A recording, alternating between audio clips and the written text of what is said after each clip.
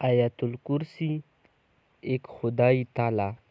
کسی گاؤں میں ایک بندہ تھا، اس کی بڑی خوبصورت اور نسلی بھینسیں تھیں۔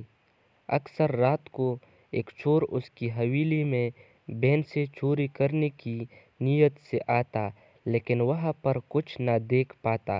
لیکن صبح جب اس کی حویلی میں جاتا تو بھینسیں وہیں موجود ہوتی۔ وہ یہ دیکھ کر بڑا حیران ہوتا۔ ایک دن اس چور نے بھینسوں کے مالک سے حیران ہو کر پوچھا، تمہاری بھینسیں بالکل محفوظ ہیں، چوری نہیں ہوتی۔ گاؤں میں تو اکثر لوگوں کی چوریاں اور جانور لوگ لے جاتے ہیں۔ یہ سن کر بھینسوں کے مالک نے کہا کہ میں آیت الکرسی پڑھ کر چاروں کونوں میں پھونک دیتا ہوں۔